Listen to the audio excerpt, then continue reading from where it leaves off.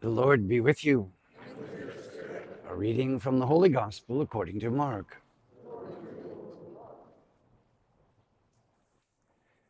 Jesus summoned the crowd again and said to them, "Hear me, all of you, and understand. Nothing that enters one from outside can defile that person, but the things that come from within are what defile." When he got home away from the crowd, his disciples questioned him about the parable. He said to them, "Are even you likewise without understanding? Do you not realize that everything that goes into a person from outside cannot defile, since it enters not the heart but the stomach and passes out into the latrine?" Thus he declared all foods clean. But what comes out of the man, that is what defiles him. From within the man, from his heart, come evil thoughts, unchastity, theft, murder, adultery, greed, malice, deceit, licentiousness, envy, blasphemy, arrogance, folly. All these evils come from within, and they defile. The Gospel of the Lord.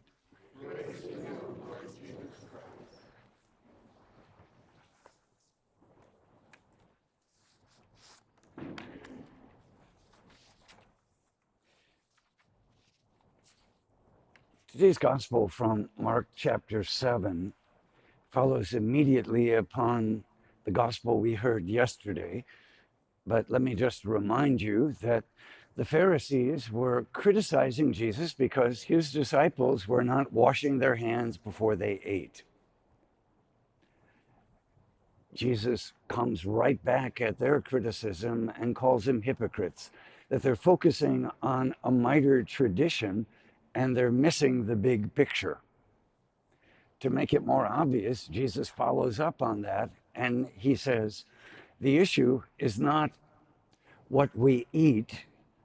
The issue is what comes out of our hearts, as we just heard. And then there's this litany of sins that Jesus lists as defiling us. There's a tendency, I think, in all of us, isn't there, to focus in on the minutiae and to miss the big picture. There's a story that I've told many times that for me just exemplifies this. There was a pious Catholic woman who attended Mass often, and she considered herself a very good Catholic and a scrupulous observer of the laws in the parish that she was going to at the time. The priest at that time was not washing his hands. He skipped what's called in Latin the lavabo, the washing of hands. You'll notice at our Mass, we do wash our hands every time. But this was a source of great concern because it's part of the rules for the church, the rubrics for how you celebrate Mass. The priest should be washing his hands. But for whatever reason, he didn't do this. And she was very upset, and she went to the pastor and complained, and he didn't do anything about it. And so she wrote to the archbishop saying, "This is terrible. This priest is giving a scandal." Well, she fell in love with a married man and ran off with him, left the church, lived in sin for many years with this guy, and then eventually the relationship fell apart. She recognized her sin and then came back to the church. I mentioned that. Where is the greater sin here? A priest not washing his hands at Mass, or living in an adulterous relationship? She became hyper-focused on this little thing that she could control, that wasn't even her sin, it was somebody else's that she was calling out. And then she was blind to the much greater issue of living in an adulterous relationship. I think that's a fair analogy to what Jesus is criticizing the Pharisees about today. You're hyper-focused on the fact that my disciples are not washing their hands, and your hearts are filled with jealousy, arrogance, licentiousness. You're blind to all of these areas, these much greater areas of sin. Focus in on what's important in that regard. Now, I want to use these examples to say that this teaching of the church has two areas of sin. One is our personal sin, and the other is social sin. One is sins that we commit individually, and the other are structures in which we participate. I think it's fair to say that most of us focus in on our personal sin. And when we go to confession, that's in many cases solely what we focus on. We're blind to these larger issues of societal sin, of systemic sin that is embedded in the very air that we breathe. Pope John Paul, in his encyclical on life, spoke about this and really brought it to the forefront, where he said, there's a culture of life and there's a culture of death. We want to be participants in a culture of life. So we look not just simply at our own individual sin, but we look at our culture and we say, where is it promoting life and where is it not? Whereas systemically, are we undermining the values of the gospel? One very obvious issue, and that is to lift up the issue of racism within our society, which was enshrined in our laws in this country for many years. I think all of us would also recognize, and we've heard many sermons on this, and the issue of abortion or euthanasia, the protection of life, the protection of the unborn. But there are many issues that the church raises up in this area that says there's personal sin that we need to look at and take seriously, but there's also these societal issues that we need to look at.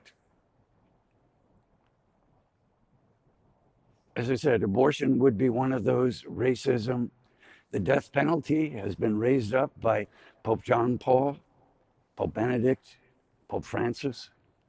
Pope Francis has been a very strong voice in terms of saying the degradation of the environment is something that we as Catholics need to be concerned about.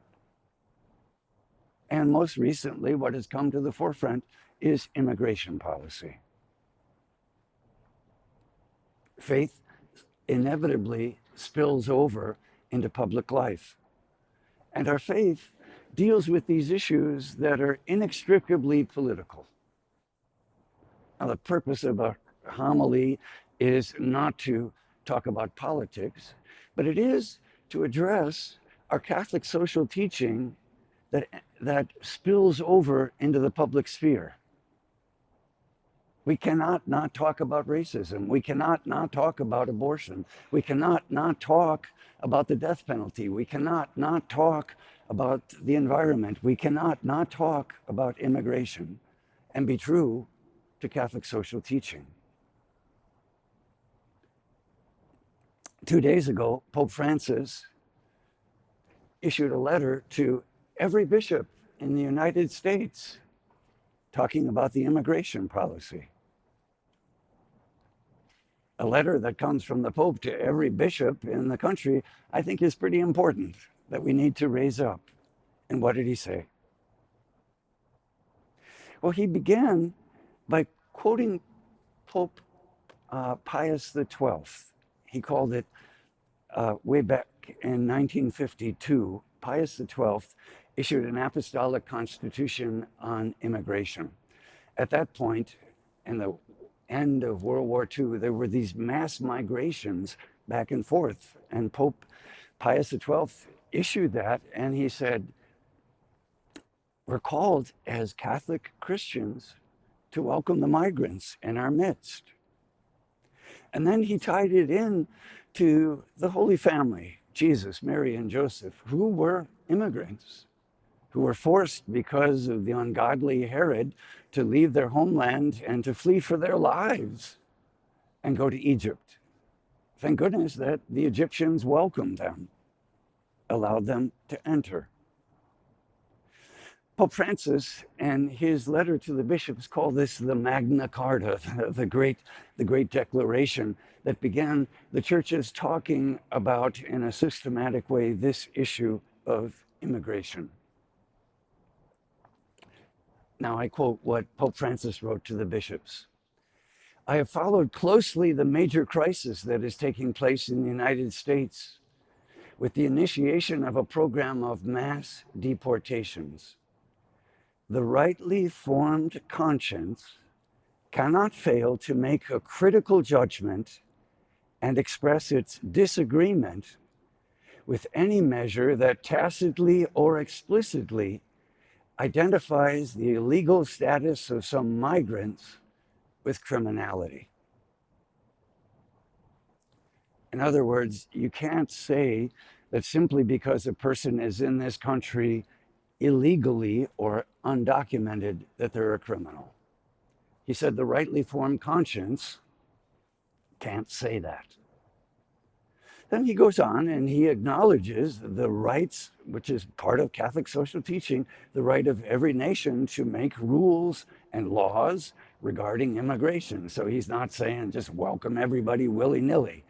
Here's what he says, and I quote, at the same time, one must recognize the right of a nation to defend itself and keep communities safe from those who have committed violent or even serious crimes while in the country or prior to arrival.